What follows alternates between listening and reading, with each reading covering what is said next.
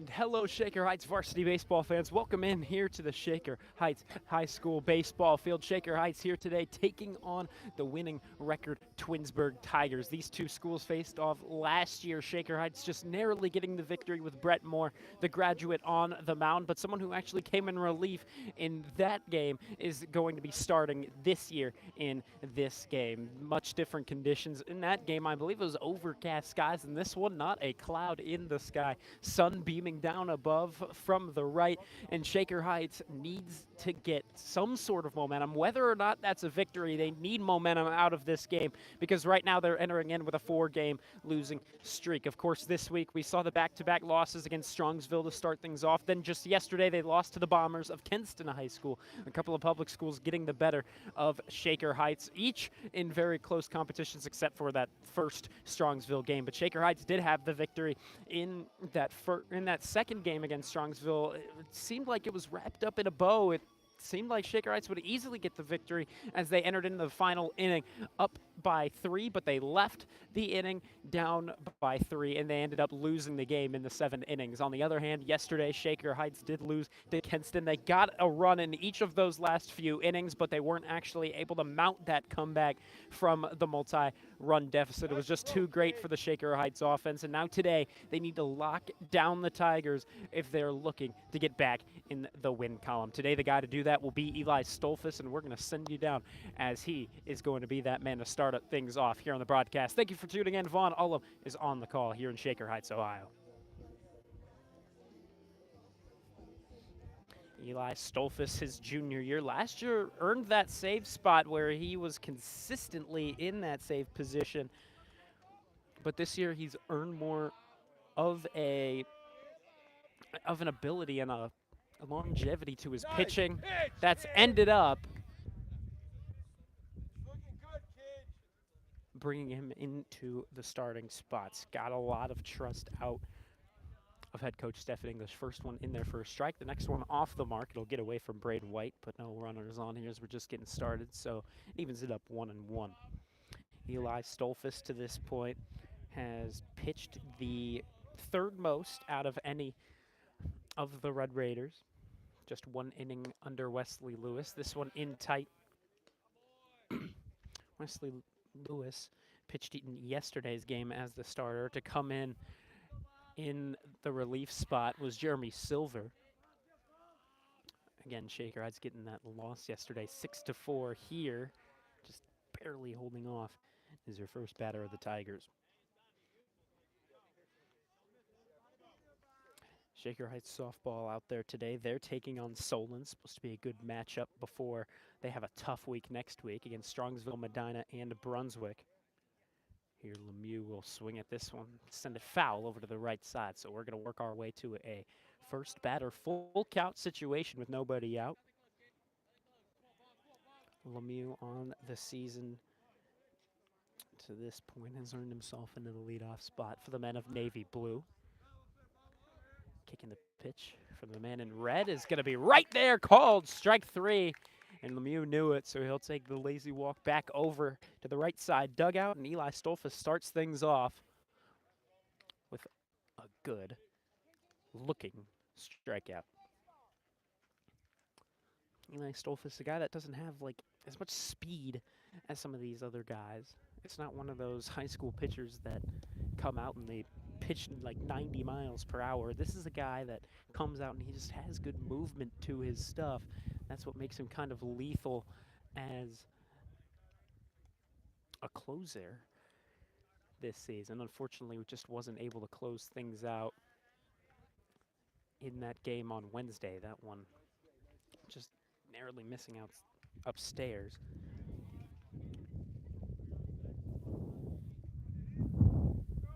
Eli Stolfus representing the Red Raiders in the red jersey, red caps here. Their home look. That one's going to catch. Good movement at the break. Move from outside to in. And Eli Stolfus off to a good start here. Works it to a 2-1 count with 1 away after the Lemieux strikeout. And that 2-1 is lined out in the center. That one's going to drop in front of Leo Pevnik, who ranges over to his right. He fumbles this one, but will throw it back in, leaving Okuma left at first. So a 1-out single will get the Tigers their first runner aboard here in the top of the first. Shaker Heights, their defensive lineup now, as we'll tell you all about it. They're having, once again, your designated hitter be Michael Cox in the same kind of story as Wednesday. So behind the dish is going to be Braden White, the senior. Out in the infield, you have Casey Robinson at first. At second is O'Shea Howard. This pitch fouled back into the caging behind home plate.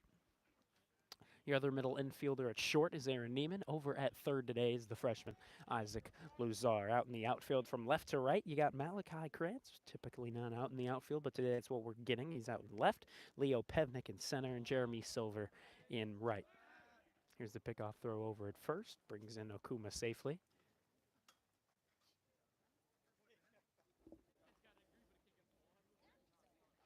Cox, the batter.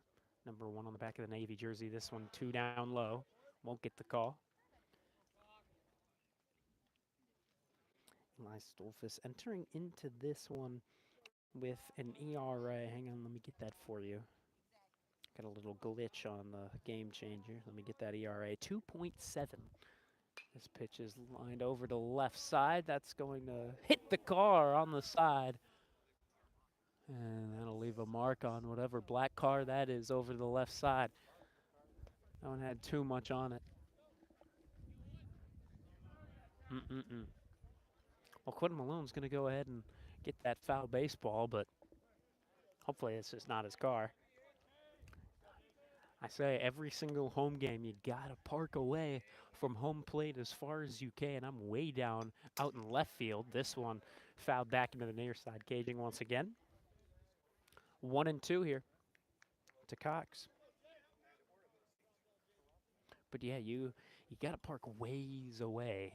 If you're right behind home plate, that's not going to work out either because there's no overhead hang to the caging behind home plate. So it's able to just work its way up and around. This one just going to get through past Lazar. It'll move the runner up 90, and they're going to go for 180 as here's the throw to third over the head of Lazar, and moving up to second will be Cox. So 2 runners in scoring position with only 1 down here for the Tigers early in this one. Here another Friday game between your Red Raiders and an opponent, Shaker Heights. Again, coming in with a 4-game losing streak. Spanning from last Friday to now, they lost to the Perry Pirates. This one catching right down the middle.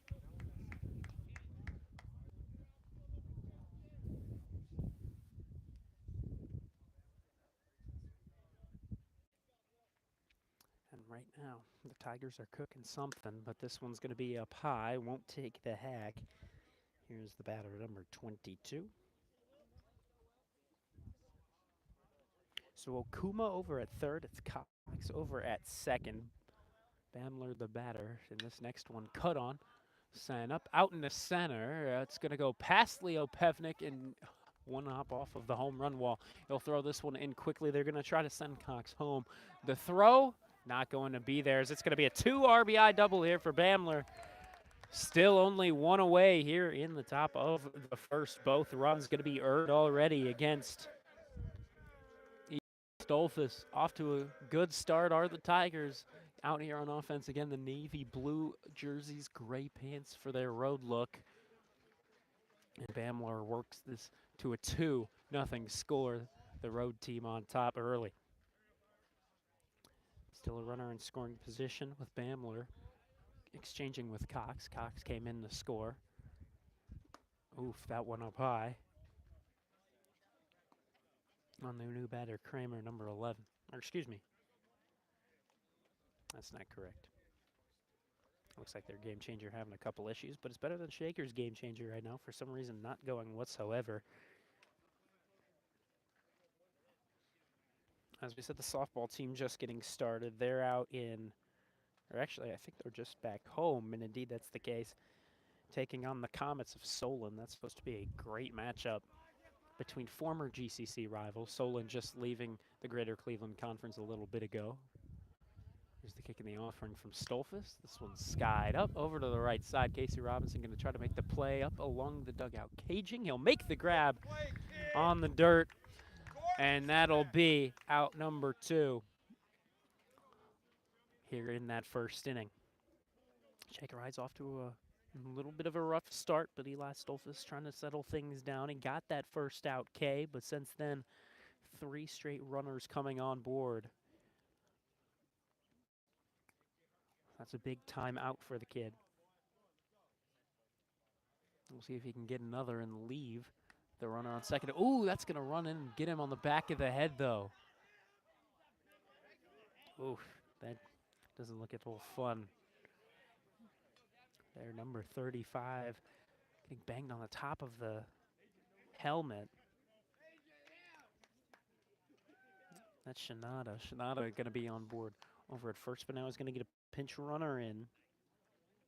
That's number 30, AJ Sarace. Sarace off of first. It's still Bamler off of second.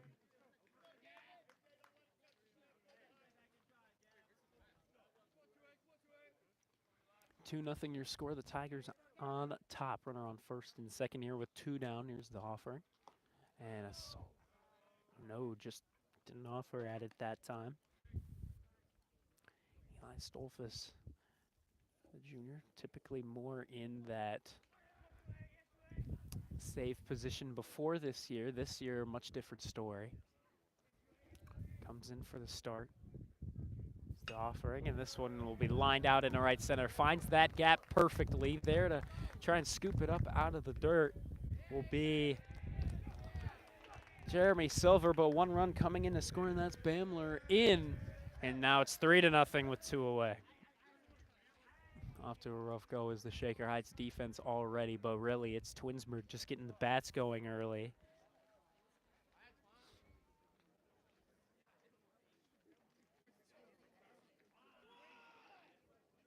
Now we're already to the 8th guy in the batting order. That's Martwan Shannon.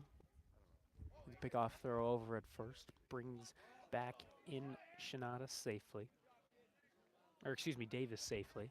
Davis is going to extend that lead back again. Eli Stolfus with the kick in the pitch. The right-handed dealer sends that, just in tight. And Stolfus wanted that call. He's not going to get it, though. 1 ball, no strikes, 2 down. Runners at the corners with 2 away. 3 runs coming across here for the Tigers early in this one. Here, pick-off throw over at first once again.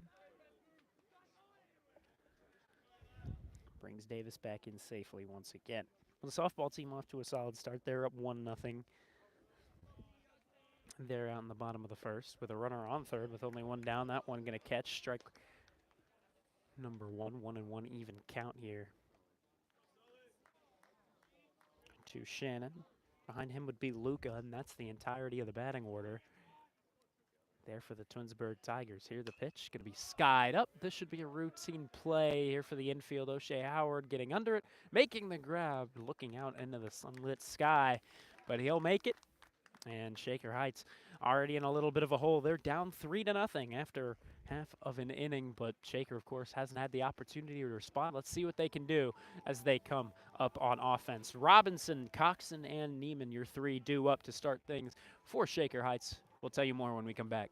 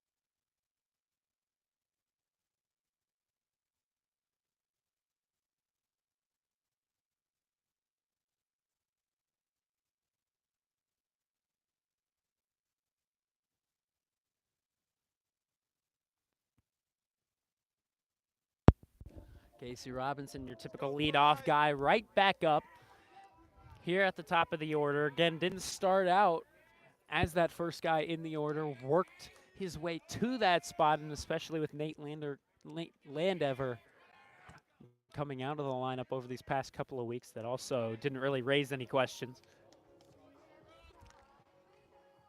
Robinson, a left-handed bat, also just a lefty in general when it comes to the arm. Here he's going to be working against a lefty arm out on the mound. That's Hodgdar. Or excuse me, that's incorrect. That was our last batter up for Twinsburg. This first one fouled away. And now Robinson, one of the better bats. He struggled a little bit yesterday, still went 1 for 4, but he had 2 strikeouts to the name. And he was the only 2 strikeouts for the Raiders against the Bombers yesterday. Right now, Robinson working to the 360 average. That one going to be right there for Casey Robinson. There's some good heat out of the arm of the Tigers. When I got a name, I'll tell you. Looking at the game changers, both of them kind of lagging behind for the current time being. Next offering here to Robinson. This one lined over the left side, just going to go foul to the left of the third base line. Here, Casey Robinson fighting. Has it at an 0-2 count. And we're going to do it again at that count.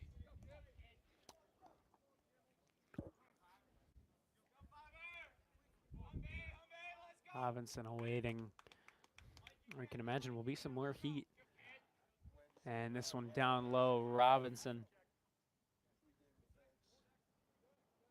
took it, and indeed, he did not go around. Robinson thought that he might have, and if it was called as such, he made the motion over to first to try and run away, but no drop, third strike. Here, Kimmel, your pitcher. Nathan Kimmel with a 1-0 record on the season. That one just outside. Good pitch location. Tried to get him to chase, but he does not extend and take the swing. 2-2. We're evened up here in the count here to Robinson.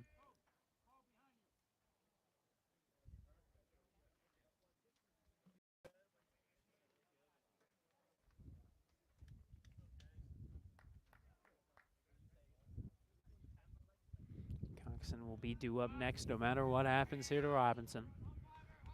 Again, a rough day yesterday. We want him to bounce back. That's the only way Shaker Heights can really get a victory, is if the offense begins to really get cooking. Yesterday, swung the bat pretty well, had 9 hits against the Bombers. However, the 4 runs that came across didn't beat the 6 against him. They had 12 hits as a whole.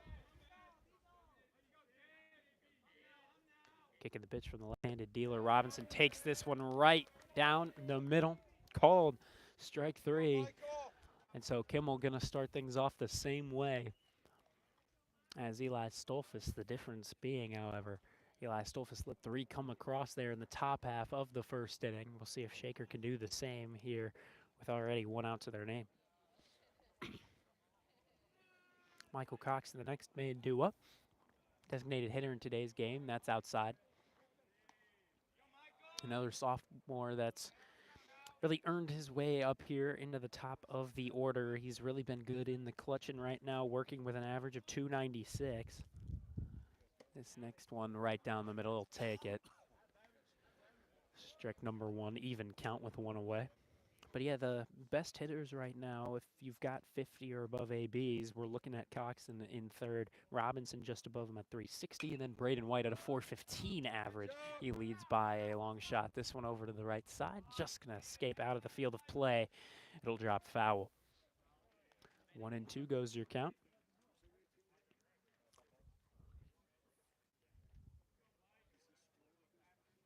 Michael Coxon ran that one all the way down the first baseline. He'll eventually return.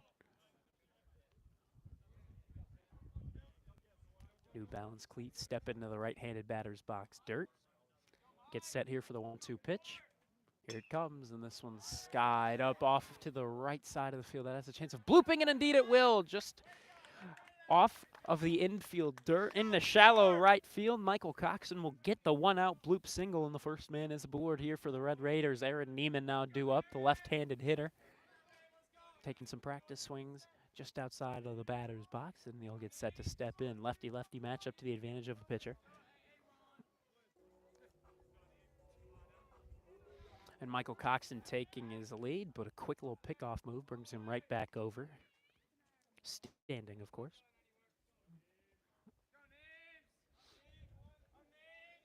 I believe it's head coach Stephen English still trying to get things down on the game changer. No one was working it there for the top of the first. That one going to catch on the outside half to Aaron Neiman. Neiman right now struggling to really get the bat going, though he's working with one of the better averages on the squad, 220 to this point. And yesterday was a good a good evening for him. Batted 2 for 4, and this one's sent over to the left side. That could find a gap, but it's scooped up the throw on the first. Did Neiman beat it out? Oh, they call him out over at first. That was really close. But Aaron Neiman just barely ruled out, and that works it to the best bat on the team this season. That's Braden White taking the practice swings. A big old practice swing, as you can see. One swing of the bat from him can easily make this a one-run game, and we'll see what he can do here.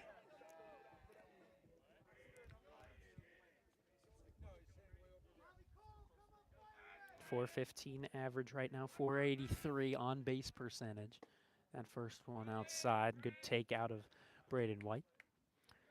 Right now, 22 hits on his 53 ABs, 11 singles, 7 doubles, and 2 triples and home runs.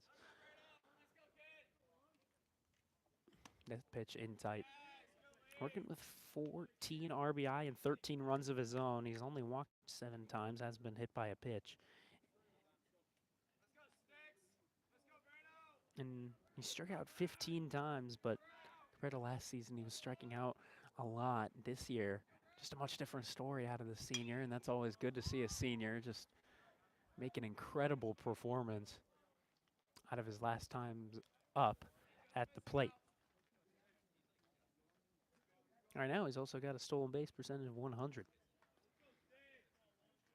Granted, all the better bats on the Shaker Heights squad do, like Casey Robinson, Andy Berglund, Malachi Cran's also with a 100%, Isaac Lazar all the same.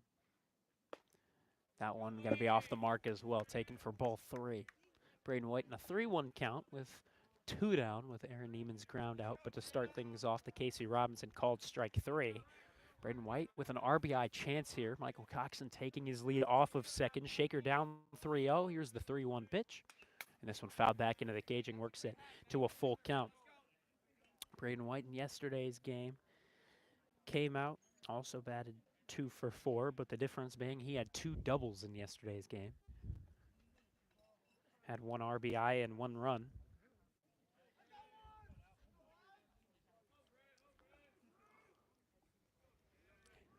And eventually we'll get the payoff pitch from Kimmel. And that's outside. Good hold off by Braden White. He'll work a 6-pitch walk and take his spot over at first. Leo Pevnik now due up, your 5-hole hitter here today, and your center fielder out on defense, again taking over for Nate Landever. We saw him a couple days ago during the last broadcast. He was out in the dugout back with the team. Today he's not. Of course, he's still yet to be cleared for play. This first pitch catching down low. Can't blame Pevnik for that leave. And now Pevnik batting at a 159, just under the Mendoza line. But right now, it's only 6 hitters on the Shaker squad not batting under the Mendoza line. This one fouled back over the right side, and 2 of those guys have only had 20 ABs or less. Andy Berglund with 19, and then Sam Luther with 4. He's betting at 250. And so that just leaves Neiman, Coxon, Robinson, and White. The only guys batting over 200. Leo Pevnik skies this one out over to right. Gonna drop down out of play into the foul grass. 0-2 spot here to Pevnik.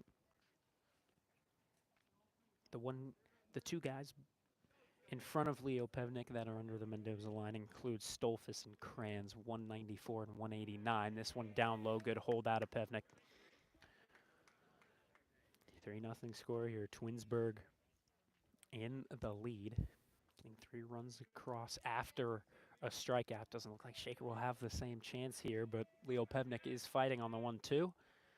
2 down. Game changer back up. We'll be able to tell you all the stats Here's the pitch, and a swing and a miss out of Leo Pevnik, strike 3.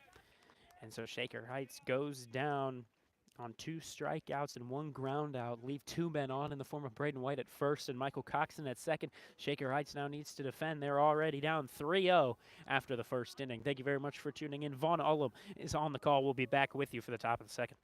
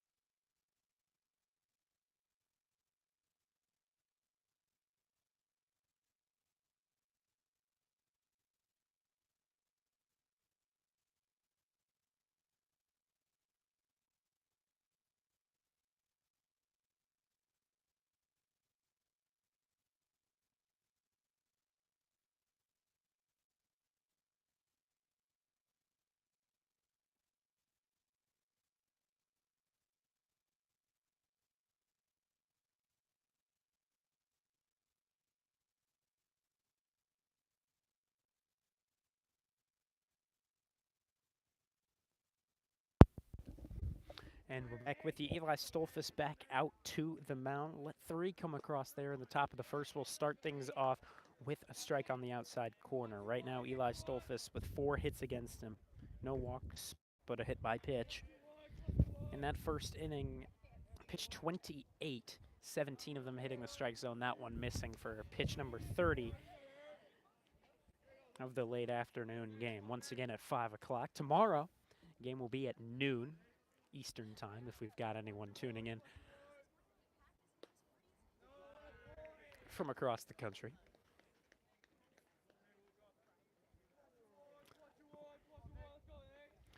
2-1 count here to Luca, the last guy in the batting order. The first 8 guys came up for the Tigers there in the top of the first. That one missing down low. That's close. Not going to get the call, though. 3-0 Twinsburg in the lead, looking for some more insurance. Maybe just grab an early lead to maybe try to build to a mercy rule if they could, but Shaker Heights not trying to let that come in early. This one's skied up. This should be routine. Aaron Neiman calling off everybody. Ranges over to his left. The wind got a little bit of a piece of it, but he'll make the grab there for a 5-pitch out number 1. We go back to the top of the order. Lemieux, the center fielder in today's game, number 6 for the Tigers, struck out his first time up.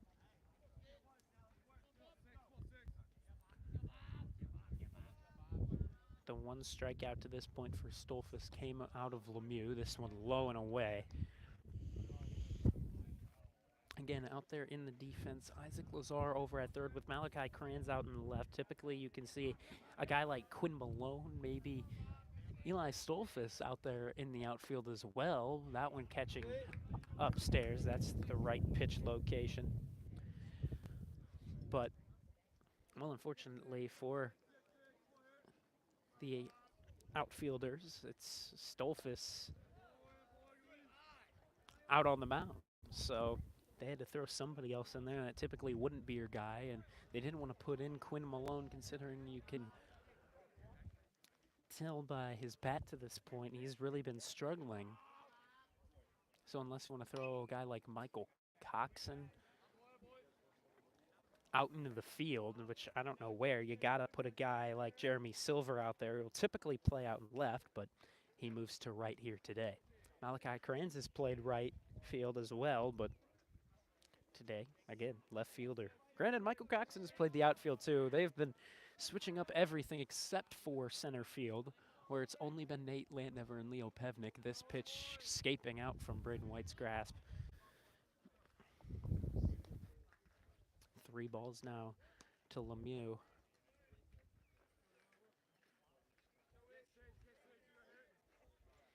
Eli Stolfus doesn't want to start things off shaky again.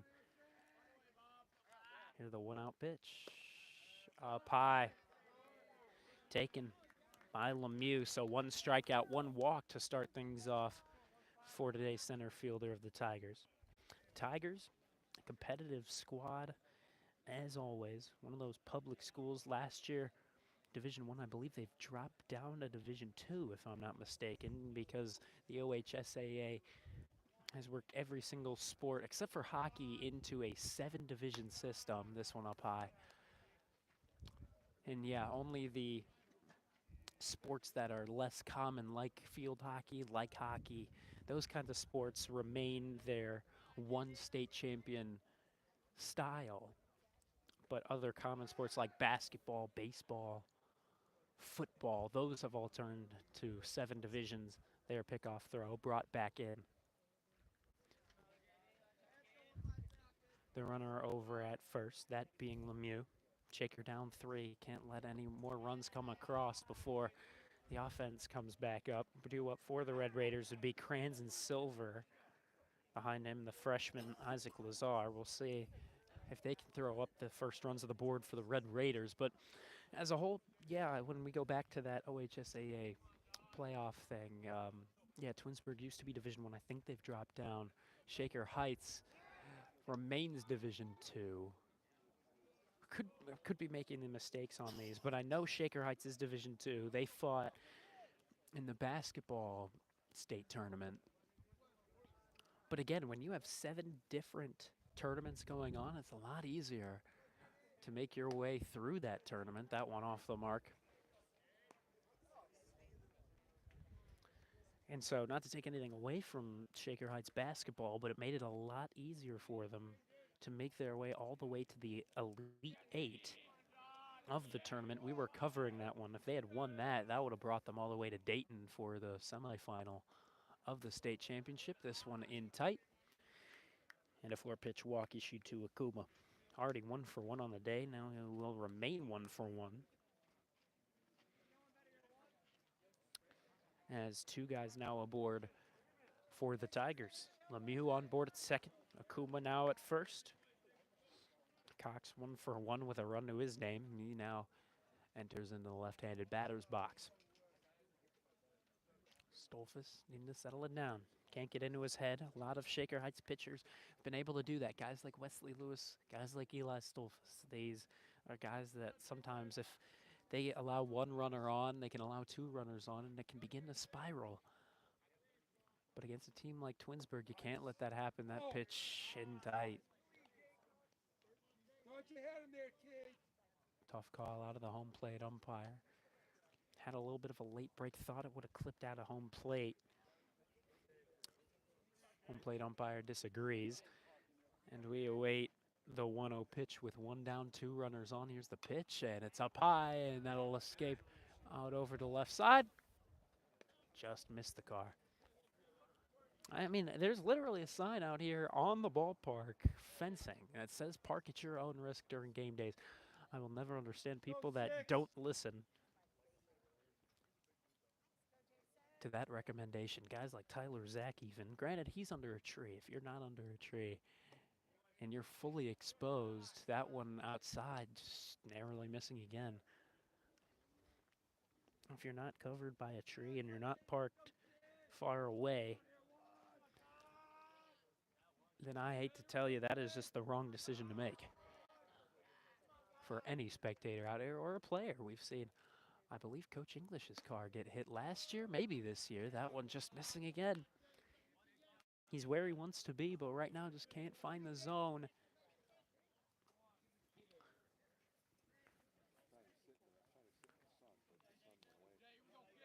3 balls, 1 strike, 1 down here with 2 runners on. Akuma off of first. Lemieux following suit at second, extending the lead. This one lined out in the right. That's going to escape through past the first baseman, struggling to make the grab out there in right is Silver, so no throw coming in at home, and scoring from second is Lemieux. 4-0 goes your score. The Tigers in the lead here in the top of the second. Now it'll be runners at the corners.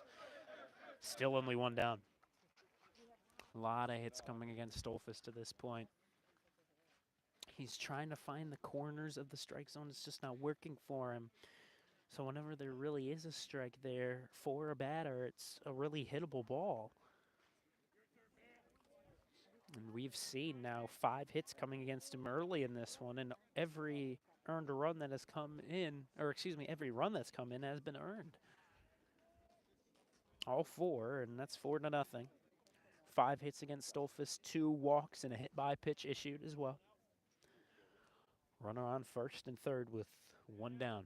The pitch, ooh, almost clipped him on the shoulder, just missed him. Won't get the call either. That's pitch number 49. We get all the way to the half-century mark here for Stolfus with this next offering on the 1-0. Here it is. And this one fouled over to the right side. Robinson going to try to make the grab. Maybe Braden White, and he'll just avoid it. Unable to make the catch that time.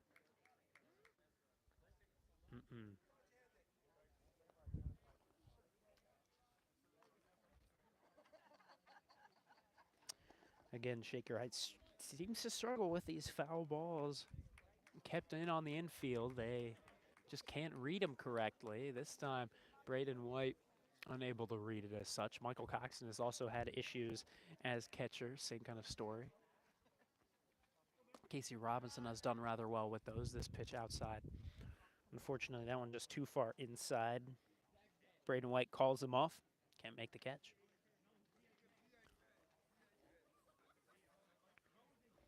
Still only 1 out, runners at the corners. 2-1 count here to Bamler.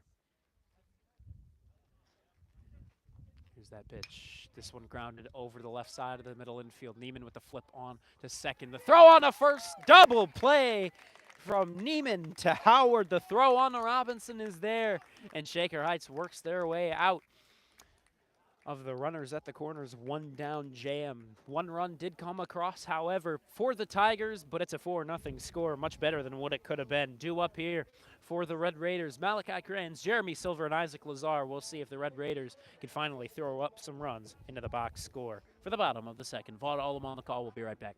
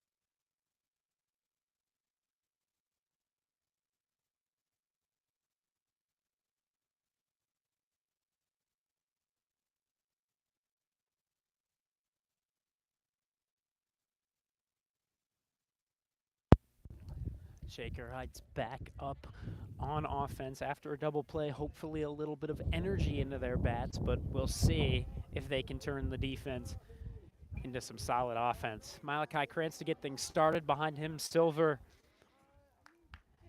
and Luzar. So senior, sophomore, freshman due up here. O'Shea Howard, the last guy in the batting order. We'll see if he gets his chance. He's the final man in the order. And he'd be due up fourth here in the inning if Shaker Heights is able to clean things up. 1-1 to start things off here to Malachi Krenz. Again, one of those guys under the Mendoza line of 200 batting average. Batting 189 to this point. Is that pitch? This one's skied off over the right side. That'll escape out of play and foul. First baseman on the run to try to make a grab. Fortunately, not going to work out for him. Davis over there at first, Shannon at second, Cox at shortstop, Luca over at third, catching the balls and strikes is Reinard. We'll tell you the outfield 3 in just a minute. Oh, he will step off the mound, so we'll tell you it right now. Ajdar over in right field. Out in center is Lemieux, and in left is Okuma. Lemieux and Okuma, the first 2 in the batting order for the Tigers, and they've done rather well to start things off. This one over to the right. Foul once again from Krenz, fighting it off to earn another chance at the 1-2. Nobody out just yet here in the bottom of the second as we're just getting started. Krenz at this point has found a couple of strikeouts to his name early in the season, trying to avoid being another victim. Struck out 11 times so far. And here, this one's skied up over the left side, and that's going to avoid a car. Just didn't have enough.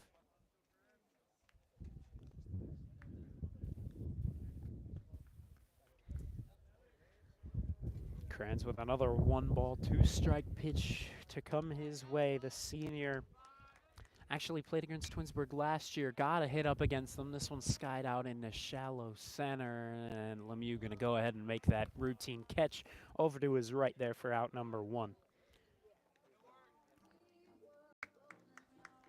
6-pitch out brings Krenz back to the dugout. To this point, Kimmel to 31 pitches. Of his 31, we're looking at 21 strikes.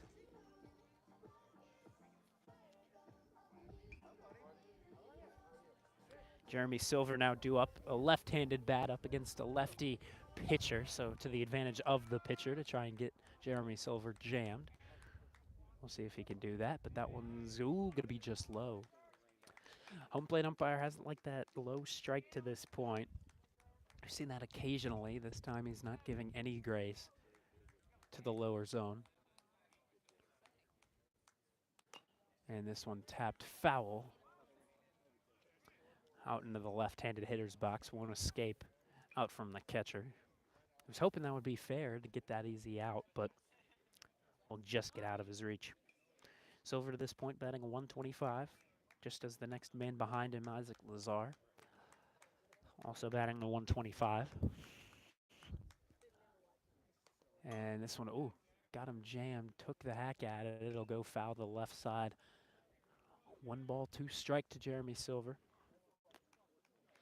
Yeah, in the batting order for Shaker Heights, you see a big drop-off in average when you get out of the first 4 guys.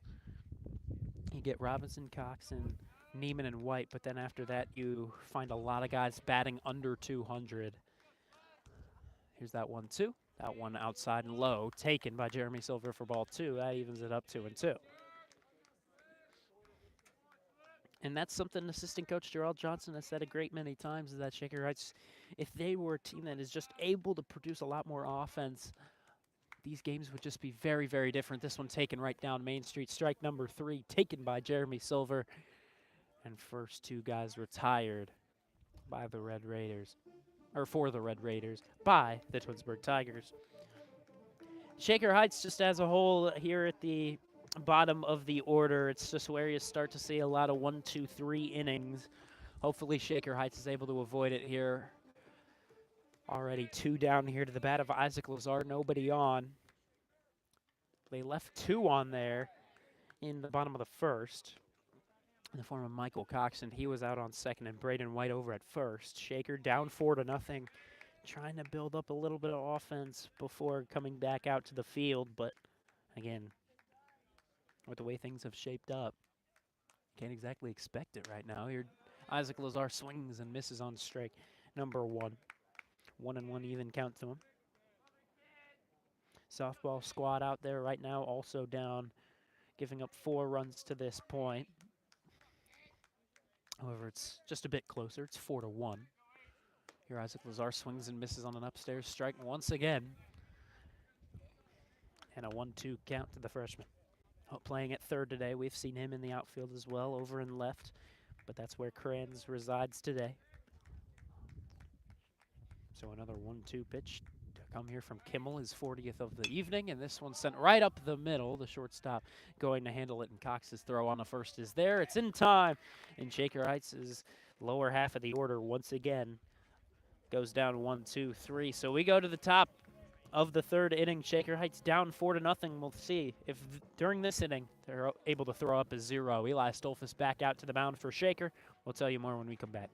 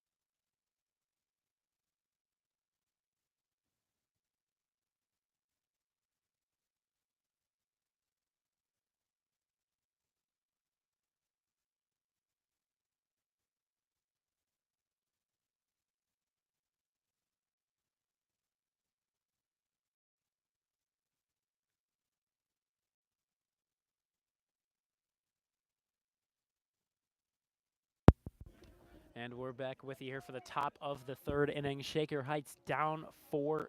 Only a hit for Shaker Heights right now. And if that resumes throughout the remaining innings, they will not be winning this baseball game. This one catching on the outside half. Twinsburg on the other side. 5 hits to this point. 2 walks and a hit by pitch from Stolfus. And this next pitch, not going to catch down low. Again, as we said earlier, umpire not respecting the lower strike. Stolfus to this point, 54 pitches, 55 to be on its way.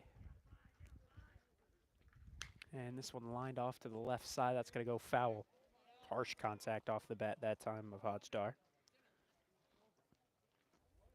The right fielder in today's game in the middle of the batting order for the Tigers. Again, runners up last year in the state tournament. Lost to Mason 8-1 in the finals. That next pitch, catching outside, took the swing, but a drop third strike. Braden White unable to get the pick is Casey Robinson at first, so the runner will be aboard. And Shaker Heights gets their first defensive error of the ball game. Last game we called, Shaker Heights really just took themselves out of the win. They were up 4-1 there in the final inning, but then too many errors there in the end. They lost the game 7-4. Oh, but we'll see. Looks like they rule out the out over at first anyway. So, never mind. This next pitch from Eli Stolfus going to go up on number 35. New batter here is today's catcher. That's Reinhard.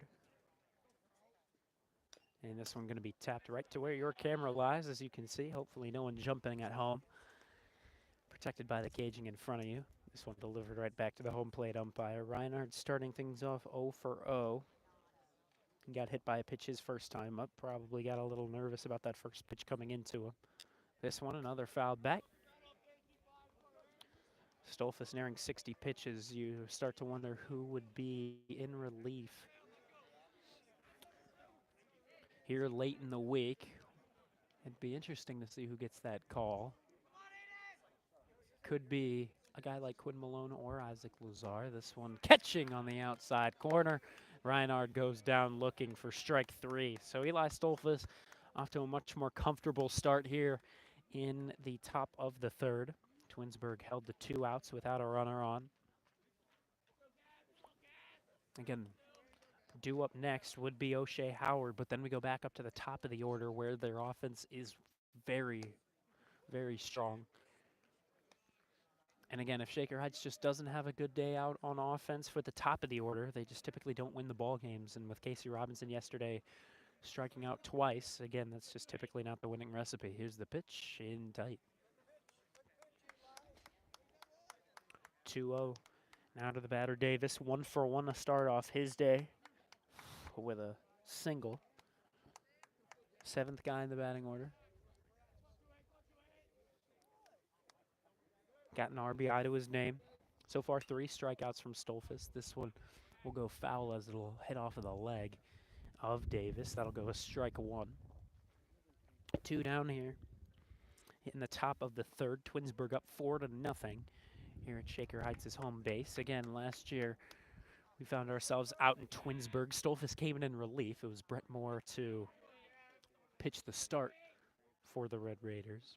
Only allowed 2 hits in his innings worked. This one's skied up over to the left side of the field. Malachi Krantz to get under it. He'll make the jogging grab as he ranges over to his right. And as he nears the left field line, he'll make the grab for out number 3. So Shaker Heights with a good 1-2-3 out of Eli Stolfus on the mound. Shaker Heights needs to turn that routine defensive inning into some offense. Due up for the Red Raiders, O'Shea Howard to cap off the order. Then we go back to the top, and Casey Robinson and Michael Coxon. We'll see what they can do for the bottom of the third when we come back.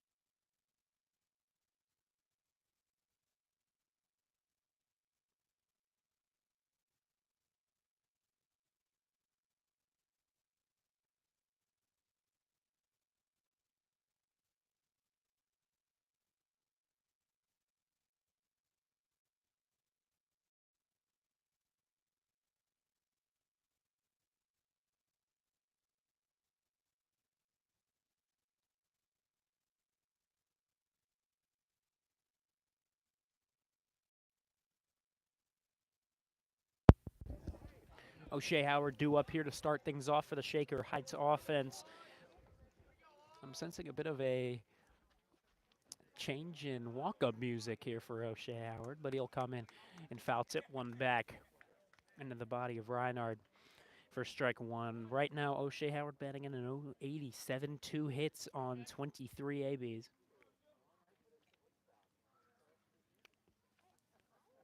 All singles to this point. That next one catching right down the middle. O'Shea Howard, today's second baseman, was the middle piece of that double play we saw in the top of the second. Just waiting to see some good O'Shea Howard offense, but this one a swing and a miss. Drop third strike. The throw on the first will go over the head of the first baseman, Davis. O'Shea Howard going to round first. He's going for second, and on the slide, he will be there as the shortstop Cox was unable to make the grab with the glove. So Shaker Heights with their leadoff man aboard out of a defensive error of the Twinsburg Tigers. First defensive error of the ball game for either side. And now Casey Robinson up here for the Red Raiders. We go back to the top of the order with the leadoff man on in scoring position. This could turn into a big inning here for Shaker. 0-for-1 is Robinson to this point with a strikeout. Here Robinson will take this one for strike number 1 on the lower half. Shaker Heights with only 1 hit. That comes out of Michael Coxon, who's due up behind Robinson. We'll see what he could do. But an RBI chance here with nobody out for the junior here. Swing and a miss out of Robinson. Looks through one, swings through another. Starts off his count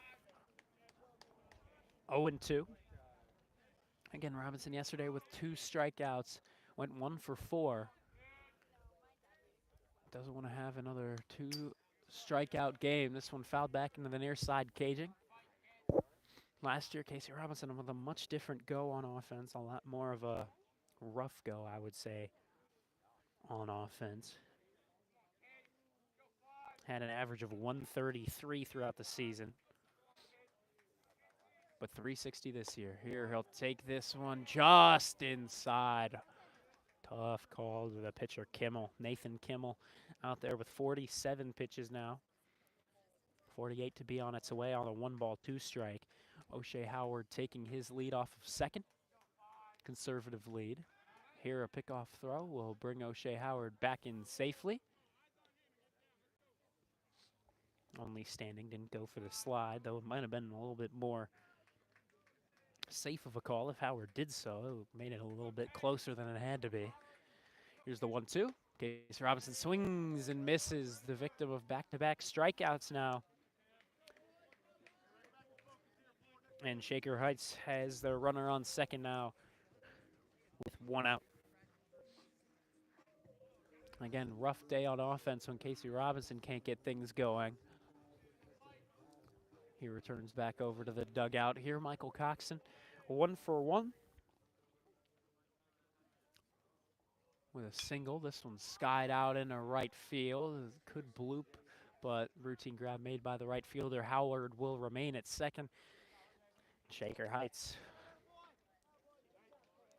got their leadoff guy on with a drop third strike and a defensive error over at first. And so Howard remains at second, but back-to-back outs. 1 strikeout, 1 shallow fly out to right field where Hodgdower was able to range in and make that grab. Now it's up to Neiman to try and get that RBI. 2-out RBI chance for him now. Here's the first pitch to Neiman, down low.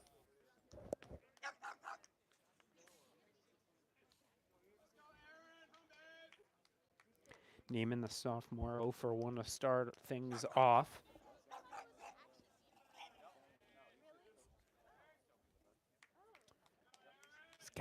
Gotta bring O'Shea Howard in here. You cannot let something get away here. This throw gonna escape out in the center field. O'Shea Howard will stay put at second.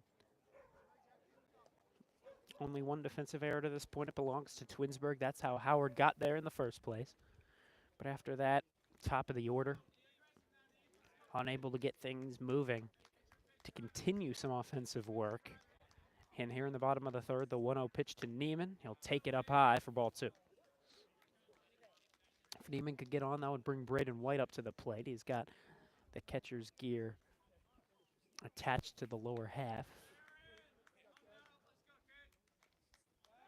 And here, pump over to second. O'Shea Howard back in safely head first. But to extend that lead once again, here's the pitch on to Neiman. This one's sent over to the left side, just goes foul to the left of the third bag.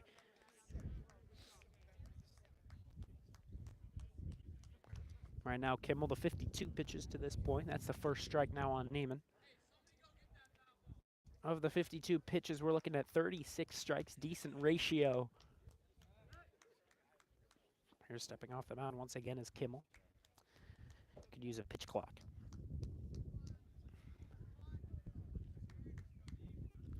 And the next pitch to Neiman, this one grounded right up to the second baseman, Shannon. Shannon with the delivery on the first. It's there for out number 3. So Shaker Heights was able to get their first man on board in the scoring position in O'Shea Howard. But after that, Shaker Heights goes down 1, 2, 3. So Eli Stolfus back out to the mound to try and throw up another 0 for the middle inning. Shaker's offense remains a point of struggle. Only 1 hit to this point. Twinsburg with 5. We'll see if they can get more when we come back.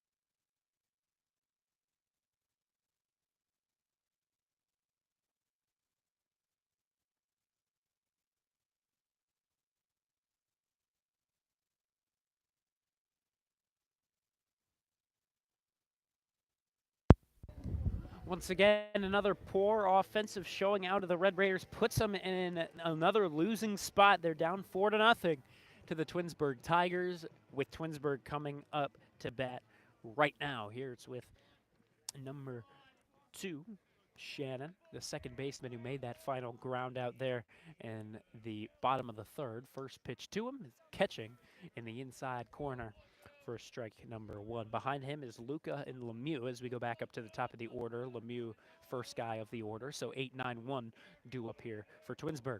The 0-1 pitch from Stolfus is skied out into center field. Leo Pevnik ranging back, and he'll make the grab right in front of the home run wall.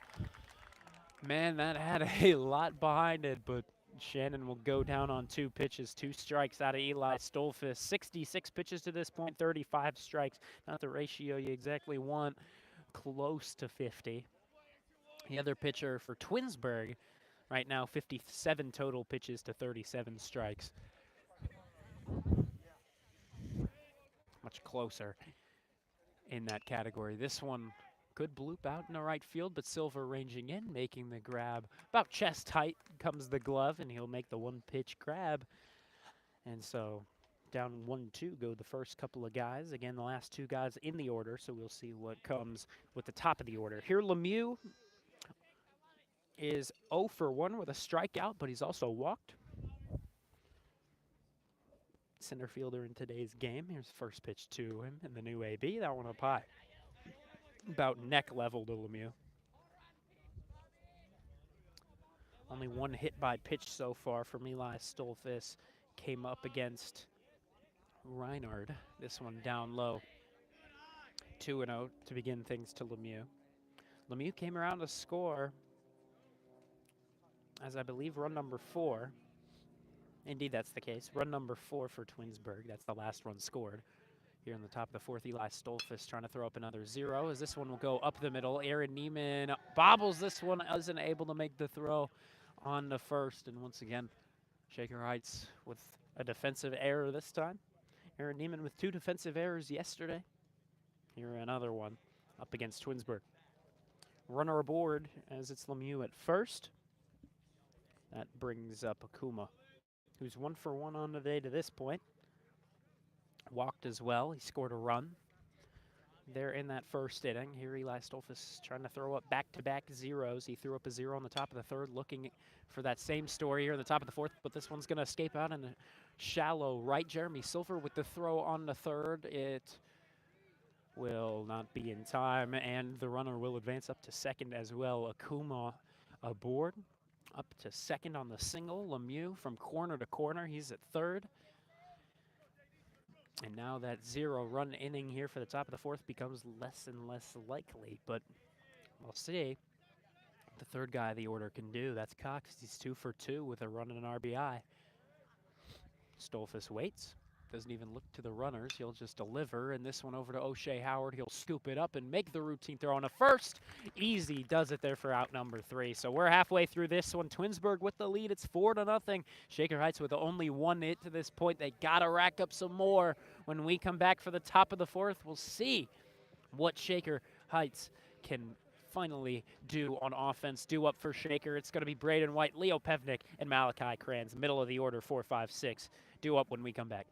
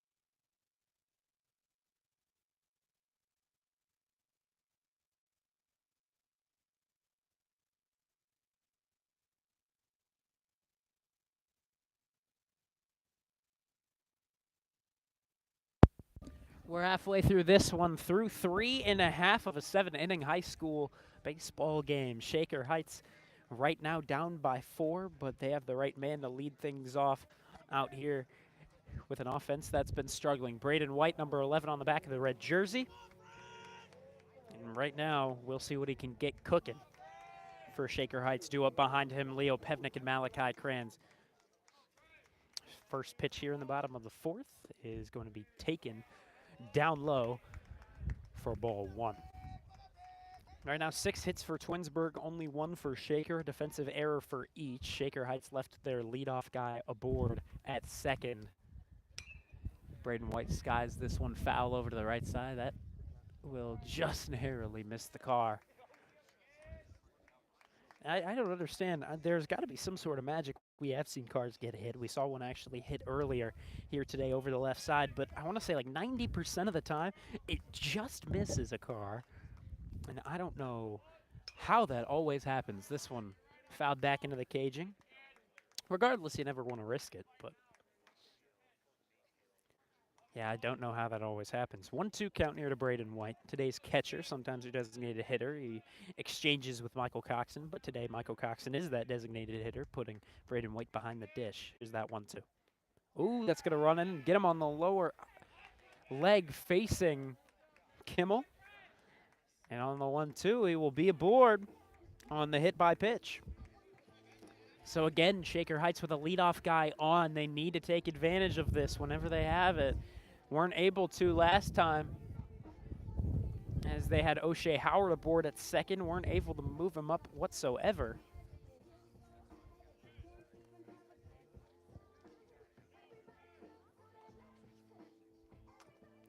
Not sure why we got time called here, but eventually we go back to it.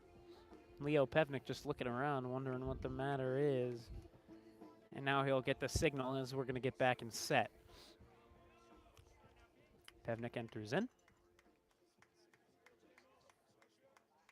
Braden White takes his lead off of first. Pevnik shows bunt. He went. That's going to be strike 1. Shaker Heights has a very poor success on the bunt to this point, but they continue to try and go for it.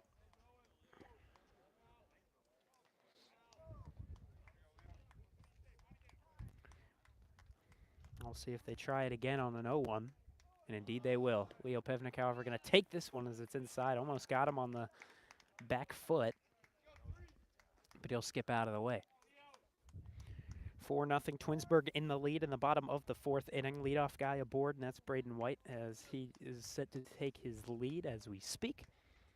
With Leo Pevnik, the middle guy in the batting order, right here. He'll show bunt once again, and he'll hold back, but it'll be strike number 2. Didn't look like it clipped on the home plate, but umpire calls it that time. Maybe he thought he still was going around. Kimmel, the 60 pitches now, 40 of which have gone for strikes, 20 have not.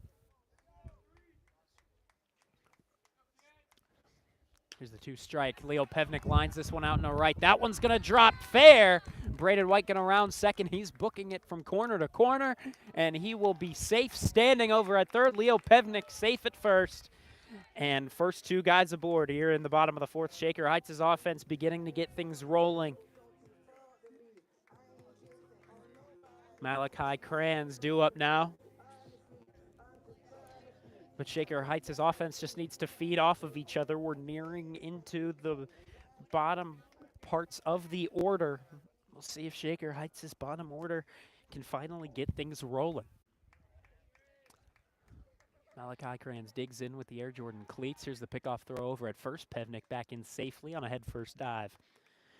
4-0 Twinsburg in the lead, but Shaker Heights with 2 runners on and nobody out still. To this point, Malachi Kranz will hold back on the outside pitch. Almost went around, but he'll hold off.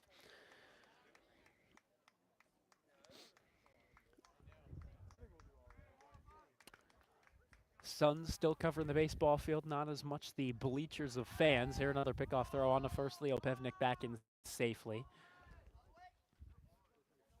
But yeah, the temperature has definitely seemed to drop over here behind home plate with the trees covering up here. Here's the pitch on the Crayons outside, ball 2. Of course, out here, Northeast Ohio weather always going to be a little wacky. Tomorrow, for game time, per the weather app, we're looking at about a 63-degree start. Again, that's going to be a noon start time against Riverside. Here's the pitch. Malachi Crayons takes this for an inside strike. But next week, it's supposed to be a lot warmer. The issue is just inconsistent rain. On Tuesday, we're looking at a 65% chance. Wednesday, Thursday, Friday, we're looking at either 45 to 35% chance. It'll be interesting to see how that all shapes up. That one up high on Crayons. Goes for ball 3. We'll see. If he walks him here, it'd be bases loaded, nobody out for Jeremy Silver. And it's going to be a 3-1 pitch. Runners at the corners. Pevnik off of first, White off of third. Here's the pitch. Malachi Crayons sends this one right up to the shortstop. The transfer won't work. He's safe at second. They said he didn't even make the grab at second, so Pevnik will be safe. And Crayons will reach first safely, and run comes in to score as Braden White is in from third. Tying run at the plate here in the bottom of the 4th. Crayons at first and Leo Pevnik on second. Jeremy Silver getting set. Silver struck out his first time up. Showing bunt here. This one going to be popped up.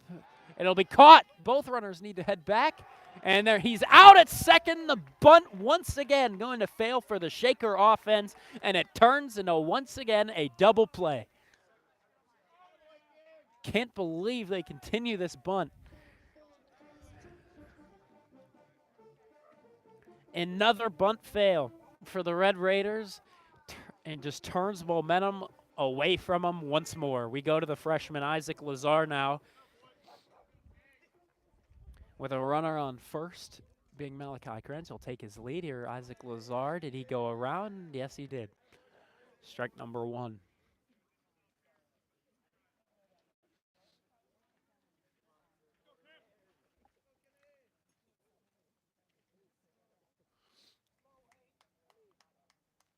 Lazar 0 for 1 to begin his day. This pitch low and in tight.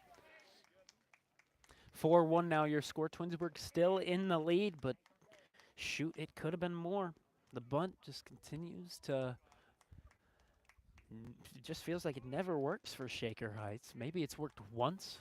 I think it did work once actually earlier this week, but it's a rare happening for Shaker Heights. And though they've practiced it out there in, of course, their practices, it just never seems to really translate into the games. No different here in the bottom of the 4th. In a game where you really need these runners moving, the double play happens. And Leo Pevnik out at second. Jeremy Silver out on a pop-up bunt caught by the pitcher Kimmel. Here's the 1-ball-1-strike pitch. That's going to catch, or excuse me, that was strike 3. And Isaac Lazar goes down. And Shaker Heights with another poor bunt. All momentum takes out of, or runs out of their offense. And once again, only 1 run going to come across for Shaker. They're still down by 3 through 4. We go out in front of the camera as always. Not sure what to tell you about the bunt situation at this point. Shaker Heights continues to just really have no success whenever they show bunt, whether it be a fake bunt even, but it just doesn't seem to really do much for Shaker Heights on the positive standpoint. Once again, we get another bunt that turns into a double play. It's happened now twice this week, and Shaker Heights, their offense just continues to perform poorly, and there's no way around that. Right now, only with a couple of hits for Shaker to this point. Twinsburg, on the other hand, right now with 2 defensive errors for Twinsburg. But that's just not going to get the job done for Shaker Heights' offense. You can't rely on the defensive errors, and right now, their 1 run that came in is not earned. And Shaker on defense just always needs to perform perfectly if they want to find the win, but here in high school baseball, that's just never the case. Your defense and your man on the mound, they just typically don't perform perfectly, no matter whether or not you're a private public school, whether you're a state runner-up or a state champion, no matter what division you're in. your defense is just never going to be perfect, and you got to rely on your offense. Today, no different. We're going to look for some late offensive success from them because here in the early stages, it has not come through. Shaker Heights down by 3 through 4. We'll send you back out as Eli Stolfus is back to the mound. Eli Stolfus with a kick in the offering. This one's sent over to the right side. Casey Robinson going to handle the throw on the first, but Stolfus covering is in time. 1 pitch, 1 out. Easy does it there to start things off in the top of the 5th.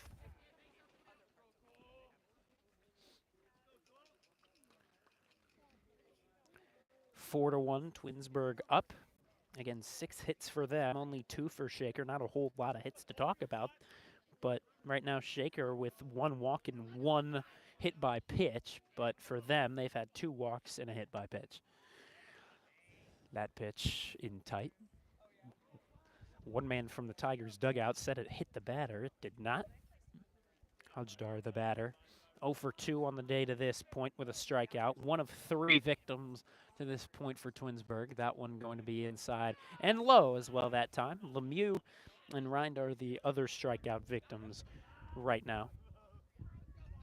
2-0 to start things off. We're at the 3/4 century mark now for Stolfus. 75 pitches, only 40 going as strikes. Again, not the ratio you want, but the ratio that Shaker Heights is going to need to live with. Kimmel right now with 71 pitches, 47 strikes in total, meaning 24 missing the mark. That last one fell back over to the left side.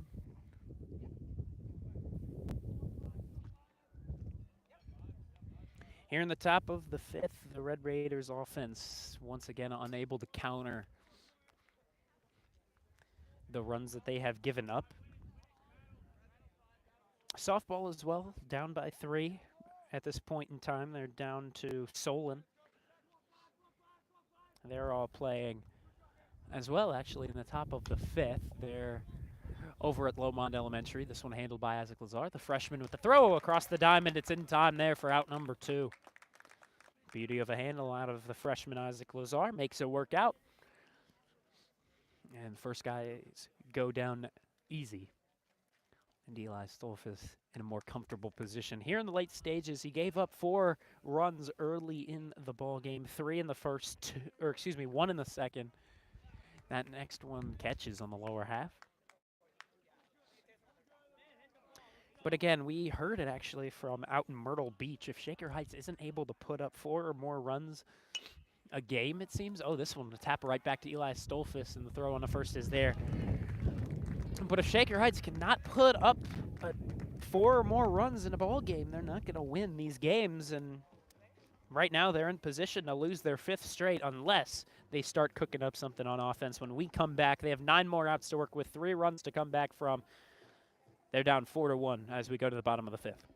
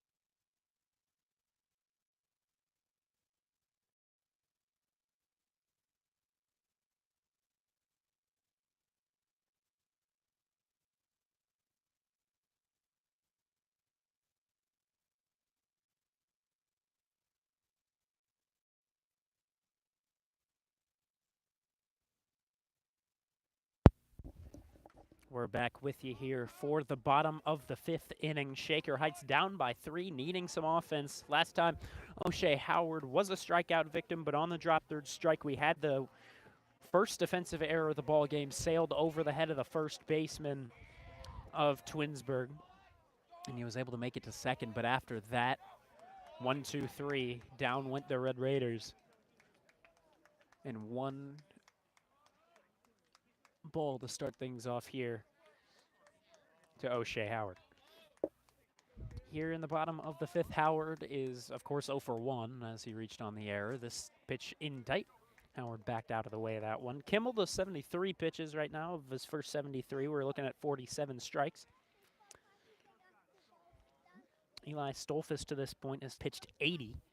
He had a lot in those first couple of innings, but again, after that, he's been just fine. Throwing up zeros in the last 3. O'Shea Howard sends this one foul over to the right side. First strike of the count, 2-1. Nobody out here as we're just getting started. Base is empty.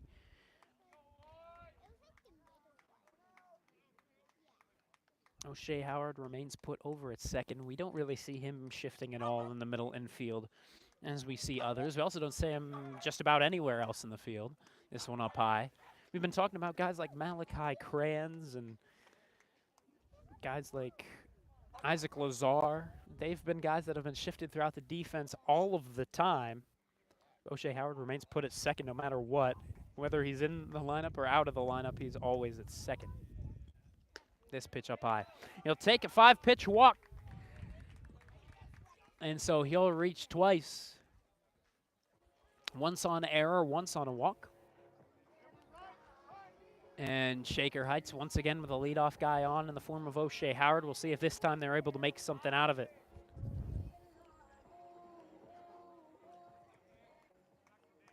Casey Robinson 0 for 2 to this point. 2 strikeouts to the name.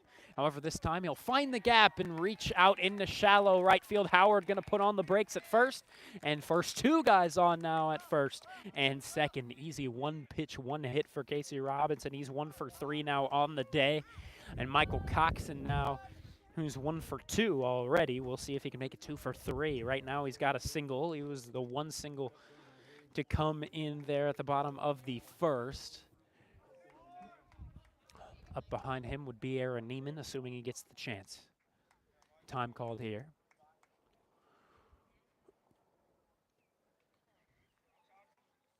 Not sure by whom, but we go right back to it. Michael Coxon, one of the better hitters on the Shaker squad, batting at .296.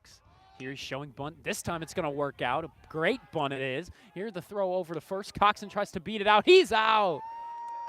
Thought he would have gotten it as Ty will go to the runner, but not the case.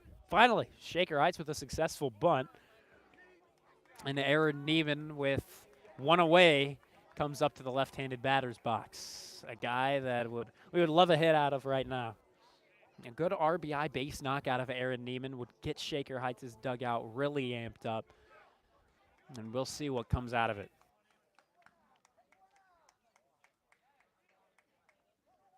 And this one right down the middle, I was going to say. Aaron Neiman takes first strike 1. 1 away here. It's Howard on third. It's Robinson over at second as he takes his lead. Kimmel doesn't even check the runners. He just goes for the delivery. Here's the kick in the offering. That one's outside. That's pitch number 80 for you. Of his first 80, we're looking at 51 strikes. Out of Stolfus' first 80, we saw 45 strikes. 24 batters faced for Kimmel. We're looking at 20.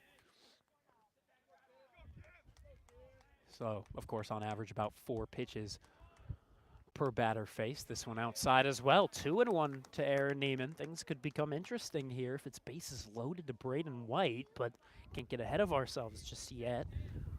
2 guys in scoring position here. RBI chance for Neiman. Even a sky-high flyout could help bring in run number 2, but we'll see how it goes. Here's the pitch. Aaron Neiman sends this one right up the middle. That one will sneak through. That'll score Howard. A rounding third, but staying put here is Robinson. And moving all the way to second is Aaron Neiman on the throw home. And Shaker Heights now with the tying run aboard. He's in scoring position. Braden White, an RBI man, right here. We'll see what he can do. 4-2 your score. Twinsburg in the lead, but Shaker Heights really threatening right now. Braden White also with a music change to his walk-up song. changed out from a Playboy Cardi song. I don't know who the new one's by. Here's the first pitch to Braden White. He'll hack it this one and send it out into center field. Center fielder getting under. It's set to tag is Casey Robinson. He'll book it home, and we will not get a throw there. Safe is Casey Robinson. 4-3 goes your score. Not moving up is Aaron Neiman. He remains at second, and we got a much more interesting ball game. Ooh. You can see in front of your camera a lot of leaves shaking out from the trees behind us. Now Leo Pevnik in an RBI spot. He's 1 for 2 to this point. Here the pickoff throw, or no throw, just a pump. Brings back Neiman on second, but he'll extend that lead once again.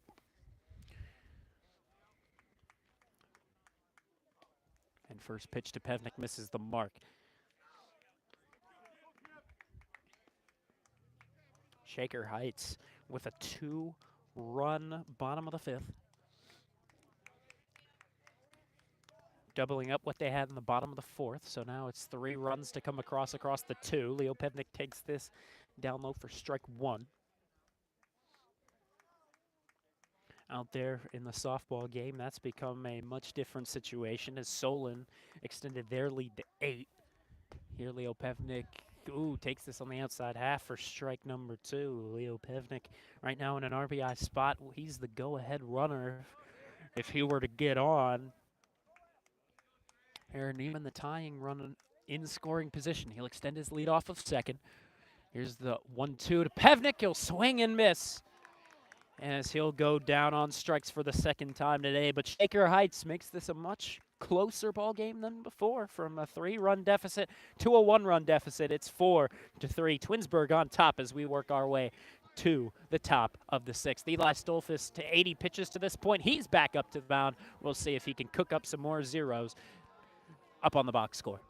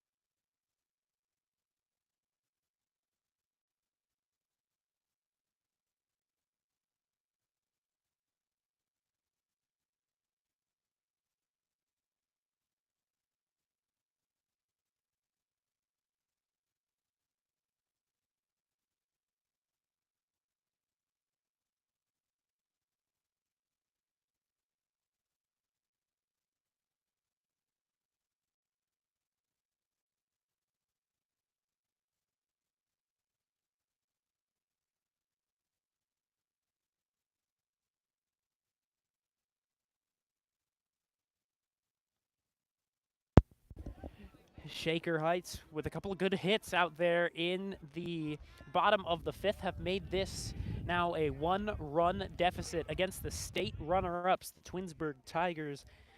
And we'll see if Eli Stolfus can throw up another 0 in the top of a late inning. This one tipped foul off to Braden White. It'll go for strike 1. And this next one going to be 2 down low. That's ball 1. Shaker Heights right now looking for a big-time statement victory against a tough squad. And if they're able to beat Twinsburg, I mean, they're able to beat anybody. It's what we saw last year. I mean, they beat the state runner-ups last year. This one catching on the outside half. Good pitch out of Stolfus. But it'll be interesting to see if Shaker Heights is to win this one, if they can continue to win moving forward. Again, 4-game losing streak to this point. This one outside. Oh, got him chasing on a nasty little pitch. Number 28, Davis, the first baseman for Twinsburg, goes down swinging, and that strikeout victim number 4 out of Eli Stolfus. So far, he's struck out Lemieux, Hunjdar, Reinard, and Davis.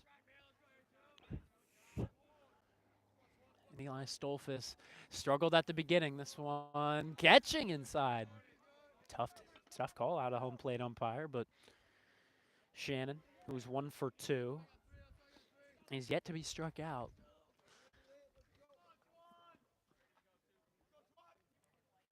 And here is that 0-1. Man, that's going to 100% be there as well. 0-2 now to Shannon.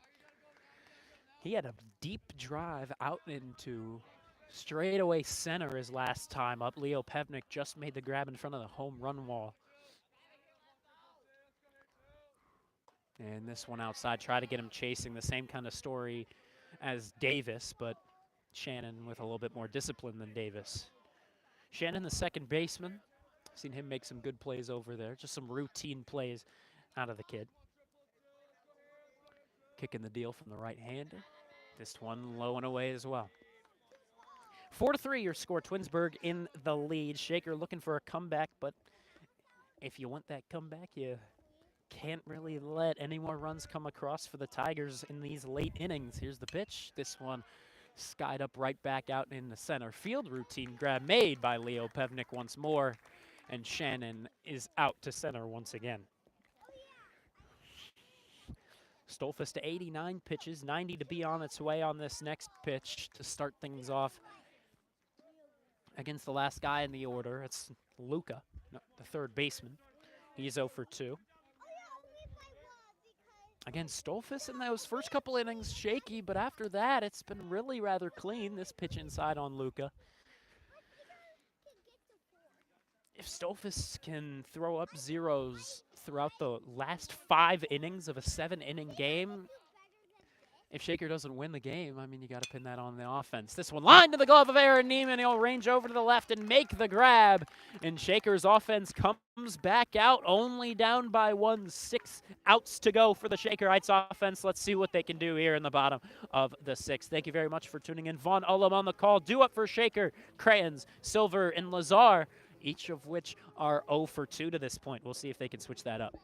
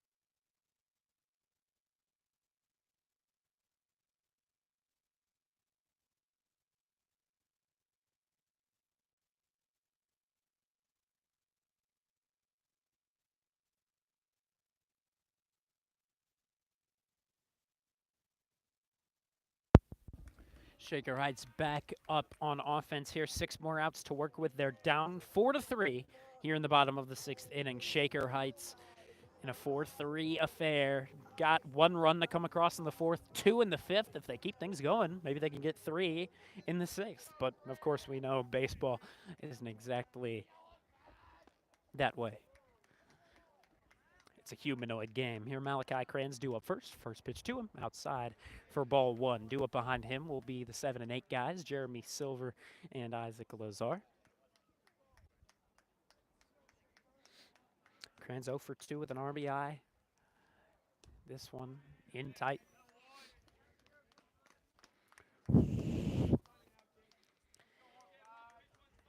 The other 2 guys behind him also 0 for 2. They struck out once each.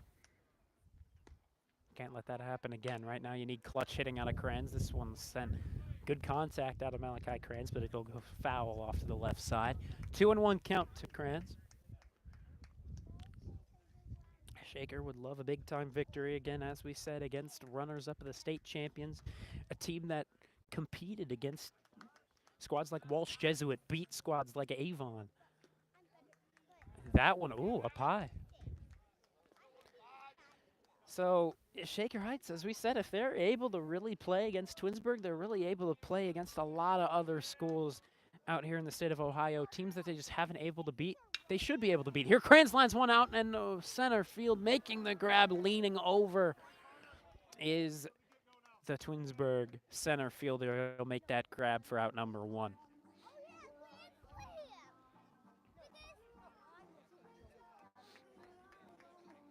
He wanted that one, but Lemieux, fortunately, just able to make that grab. Kranz goes 0 for 3 to this point.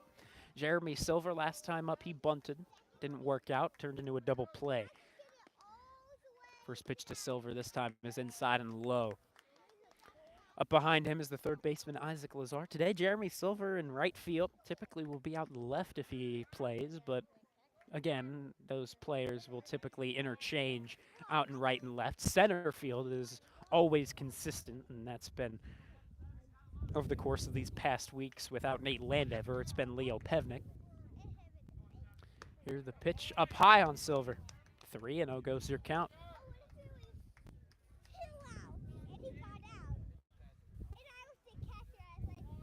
Jeremy Silver awaiting the pitch that he wants, though you can imagine he'll take all the way on the 3-0. And indeed he will on the inside corner. Smart take. Could have been called a ball, but understandably a strike. 3 balls, 1 strike. And the hitting approach here for Shaker now becomes, see, the pitch that you want, but now as it's a full count, now you gotta protect. Don't think we've had a countdown to this point, but it's 3 balls, 2 strikes with only 1 out. Next pitch to Silver, go swing and miss for out number 2. Again, bottom of the order. Hitless to this point. Only 4 hits for Shaker right now. 1 from Robinson, Coxon, Neiman, and Pevnik. Isaac Lazar, no different. He's 0 for 2 with a strikeout. Behind him is O'Shea Howard. He's actually reached twice, but he walked and had a drop third strike. Go for a defensive error. Here, Isaac Lazar takes it on the outside half. Luckily for the Red Raiders, even if Lazar gets out here, as we go to the final 3 outs for Shaker, it would be the top of the order in majority, getting their opportunity to try to come up in the clutch. This one outside and low once again. Isaac Lazar, 2-1 goes your count to the freshman. At least I believe that's the case. Scoreboard doesn't show the same story. Here's the next offering. Lazar takes this down low. Good hold. 3 balls, 1 strike. Or, excuse me, maybe it is 2-1. This next pitch, however, going to be low and away as well. Ball 3. There we go. Klominick, the pitcher out here, this being his 15th pitch. So far, only 6 strikes. This is going to be ball 4 on Isaac Lazar. A 5-pitch walk brings Isaac Lazar aboard. O'Shea Howard now up. And we'll see if they send Lazar in motion with 2 away. Might be a smarter move to try and get a 2-out runner in scoring position, but we'll see how they play it. Here, pickoff throw on the first. Lazar back in safely. Klomenic to 16 pitches, only 6 of which have hit the strike zone. 10 have gone for balls. So you can imagine that O'Shea Howard would try to play this a little conservative here, but he'll swing at this one. Weak contact. This could bloop out into right field, and indeed it will. Isaac Lazar books it all the way to third. The throw will not be in time. He is safe at third. O'Shea Howard comes back over to first.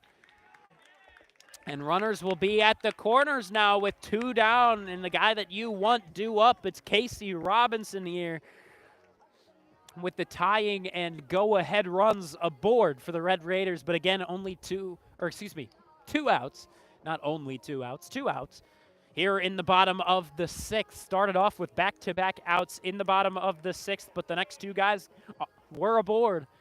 Isaac Lazar taking his lead off of third. Howard following suit off of first. Rough start here to Klomenic's relief outing. Here's the pitch to Robinson. It's in tight. Keeping it out in front of him is Reinhard. Tying runner on at third. Only 90 feet away from this one being a tied ball game at 4-4. But right now it's still 4-3. State runner-ups, the Twinsburg Tigers. Looking for another victory against Shaker Heights. This one could sneak through past the second baseman, but it's just handled, and the throw on the first is there. Shaker Heights will have due up there for the bottom of the 7th. Michael Cox and Aaron Neiman, Braden White, a 3 guys that you're really going to one up in that position, but we'll see if they're still in that same 1-run deficit spot when we come back. Thank you very much for tuning in. Vaughn Ullum on the call. Looks like Eli Stolfus' day is done. Indeed. Michael Coxon coming out to go ahead and pitch for the Red Raiders for the top of the 7th. We'll see if this one remains a 1-run ball game when we come back.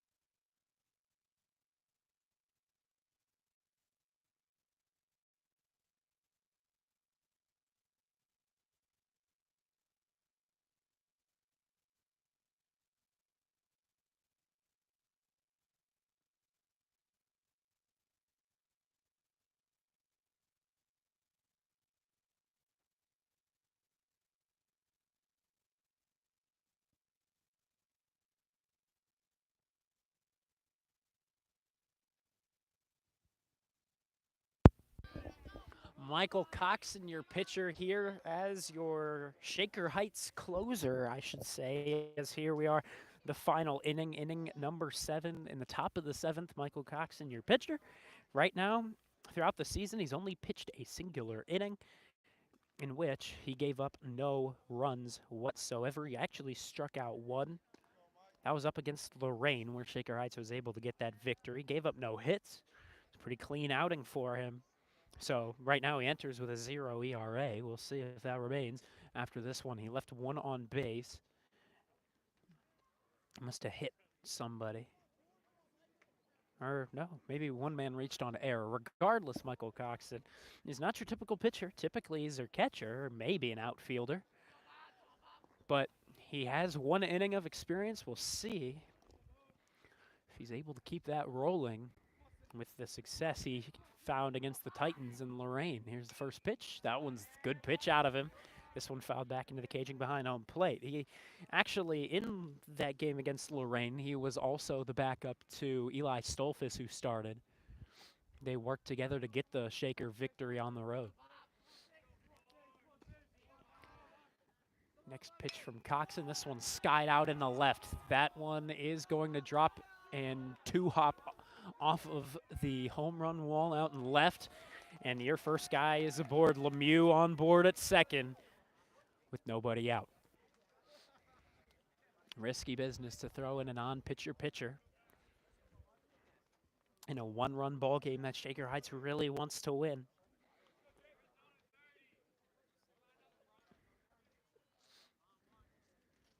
Casey Robinson comes in to the middle infield grass. Perhaps they're looking for a bunt situation. Lazar playing it close, but still on the infield dirt. Michael Coxon getting set. Here's the kick and the pitch. That's going to be inside. Akuma is 2 for 2 to this point, with a walk as well and a run. He's had himself a day at the plate. We'll see if that continues. If so, could very easily turn to an RBI with Lemieux taking his lead off of second. And here showing bunt this one down low, and he holds back. It'll be ball 2, 2-0. Nobody out just yet. The Shaker Heights dugout trying to amp up Michael Coxon again. Not your typical guy you'll see out on the mound, but as we get late into the week, that's typically where you see some of the non-traditional pitchers come in, and this one's going to be sent up the middle. Leo Pevnik going for the throw home, and it's on target, but it won't be there. The throw to second will not be in time either. 5-3 goes your score. And still nobody out. They tack on a run and keep a runner on second as Okuma comes up. And just like that, again, as I said, risky business. Throwing in the non-traditional pitcher. And right now it's not working out. Taking his lead off of second is Akuma. Here's the pitch. That's going to catch in the inside half. Michael Coxon was your designated hitter, but that'll just be switched up on the lineup card to pitcher. Here's another offering from the righty dealer. This one's skied out in the left field. Malachi Kranz getting under it. He'll make that routine grab, two-handed catch. And not sure where that throw is going. That'll skip all the way out of play. And as a result, the runner comes in to score.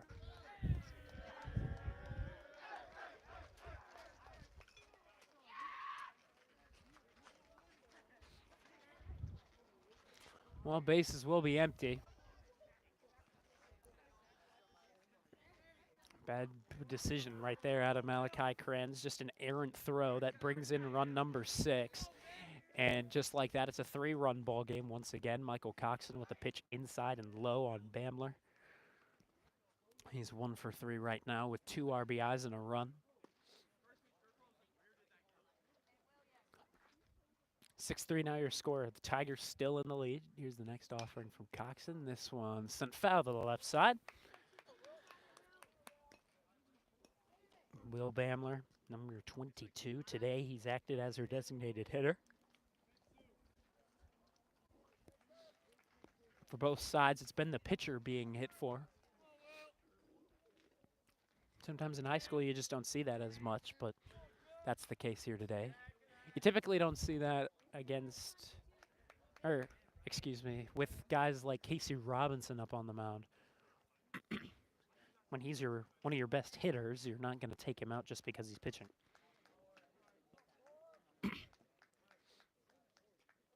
But he might be the only exception for Shaker.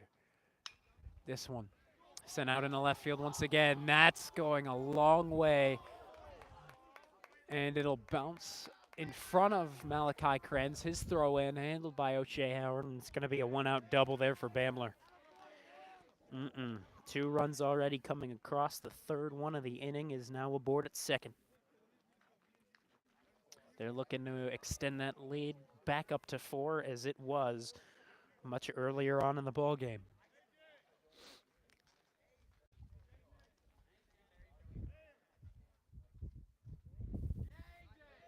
It looks like we're going to get a pinch runner aboard.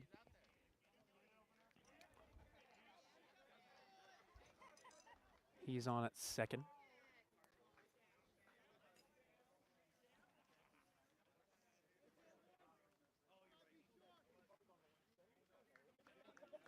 Pinch runner number 30, AJ Surace, a sophomore.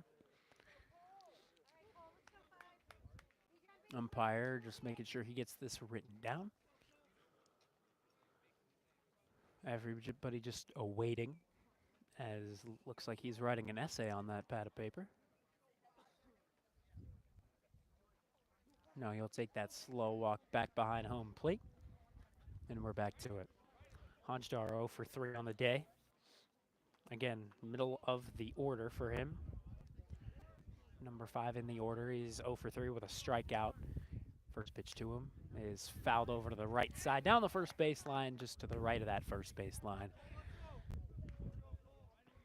And he'll do it now at an 0-1 count. One away here. Runner on second is Bamler. No, he's being, or excuse me, not Bamler, as now it's Surace. Bamler was the guy to get the knock, but Surace the pinch runner.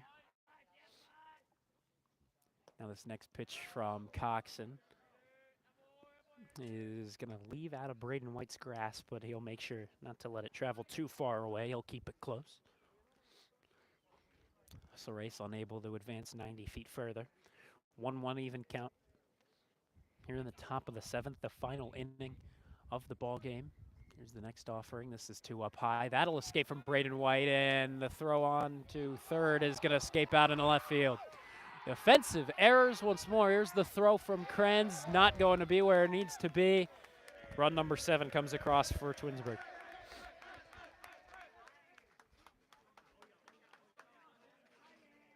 A 3-run top of the 7th makes this game once again heavy in momentum to the away team.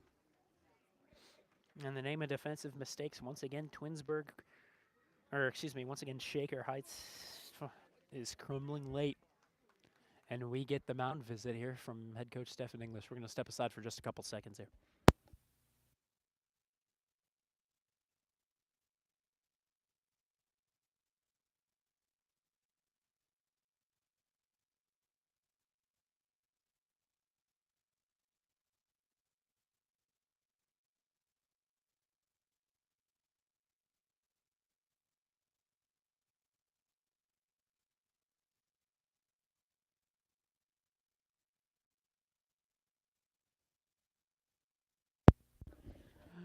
Head coach English leaves the mound. The infield disperses. Braden White back behind the dish. And Michael Coxon right now actually only to 7 pitches to this point. But of his 7, actually it's been 5 strikes, so a decent ratio. This one fouled back over the left side of the Red Raider dugout. Hodgdar at a 2-2 even count. Here in the top of the 7th, 3 runs coming across for the Tigers. Still only 1 out.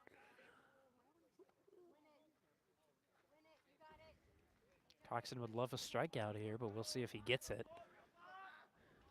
Kick the deal. This one fouled back over to the Twinsburg dugout side. Tomorrow, Shaker Heights taking on Riverside in Riverside. Rumor has it they're going to be a GCC opponent in a couple of years to come. 25 miles from where we currently sit, about a 45-minute drive currently. This one gonna miss the mark once more, low and away. Countdown here, 3 balls, 2 strikes, 1 out with Michael Coxon as your pitcher.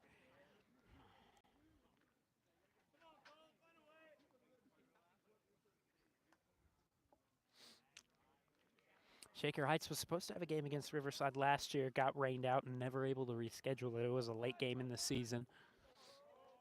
Here's that next pitch. That's catching called. Strike 3. Out number 2. I think Michael Coxon thought that was out number 3, but yeah, that's not the case. Unfortunately, I'll have to remain out there for a little bit longer.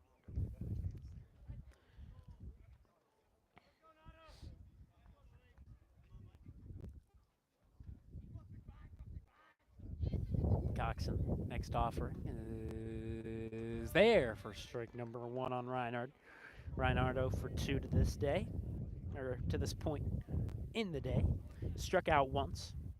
One of the first strikeout victims of the ball game for the Twinsburg order. They've only struck out 5 times. Hodgdar, the last man up there for Twinsburg. He's struck out twice. He's the only victim to go down multiple times on the K. And here's the kick, and the next pitch is up high. 1-1 was the count. Now it's 2-1.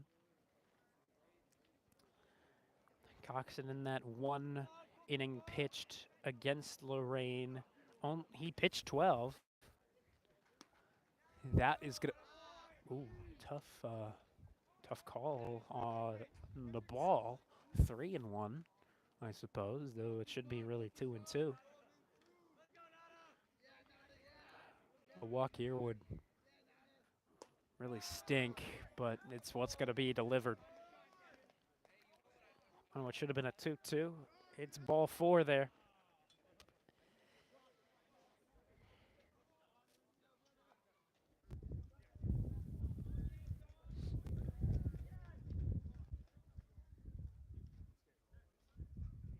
You know, we're going to get another pinch runner.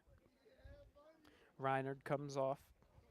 Coming on here is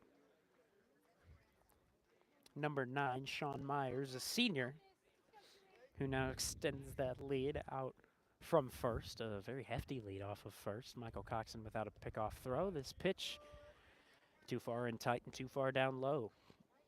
Davis is 1 for 3 to the day.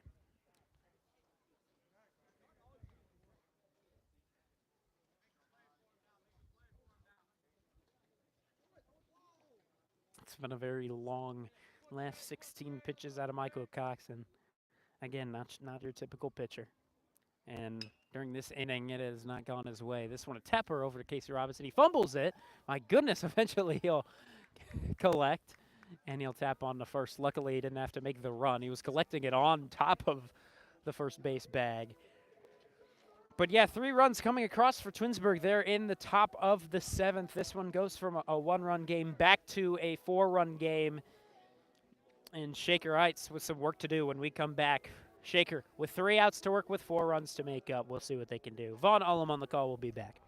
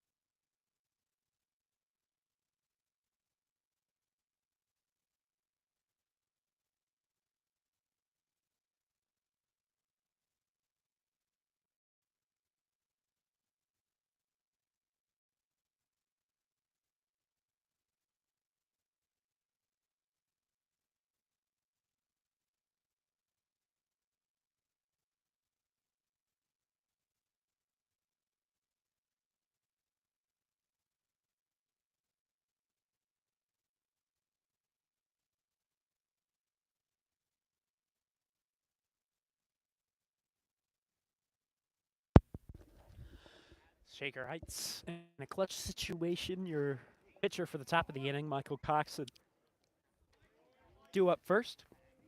Behind him, Aaron Neiman and Braden White. 4 runs to make up, 3 outs to do it. Let's see what Shaker Heights can do here. They had 1 run coming across in the 4th, 2 in the 5th. They had runners on in the 6th, but they both came with 2 outs, and they weren't actually able to get them in to score. So now here in the bottom of the 7th, work to be done. First pitch to Michael Coxon, cut on and missed. 2, 3, 4 guys due up for Shaker. Your designated hitter in today's game originally, but again, now your pitcher. 7-3, Twinsburg in the lead. Here's the pitch up high. 1-1 even count to the sophomore.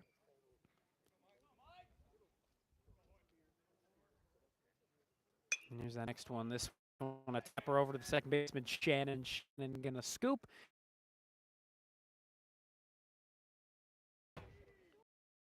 And with some defensive mistakes and just too much of a lack of offense early in the game, they're gonna be losing this one if they aren't able to make the 2-out comeback.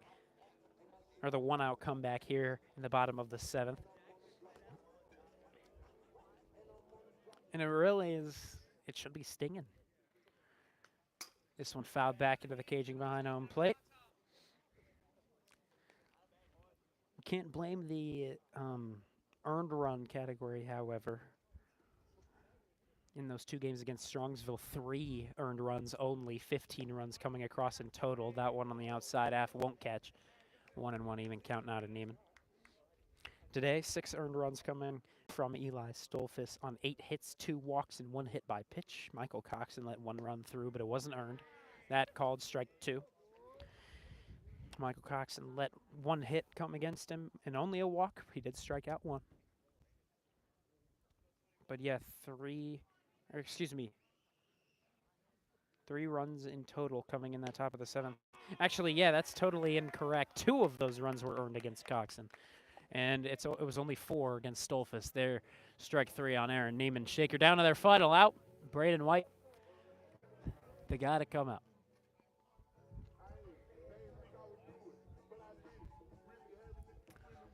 See what Shaker Heights can do here. Try to mount a little bit of maybe a rally here when it seems a little bit out of reach, but you never know. Braden White 0 for 0 because he's walked and he's been hit by a pitch. He's got an RBI and a run to his name, though, as well. They're a big swing and miss out of number 11. And now Shaker down to their final strike. 0-2 the count to him. With 2 down, bases empty. Shaker down 4. And here's that pitch. Swing and a miss. Shaker Heights loses once again. Their losing streak will continue throughout the week from Friday to Friday. Friday, May 2nd to Friday, May 9th. And now Shaker Heights will try to end that losing streak against Riverside tomorrow. As the handshakes get going, we send you back. Oh, excuse me.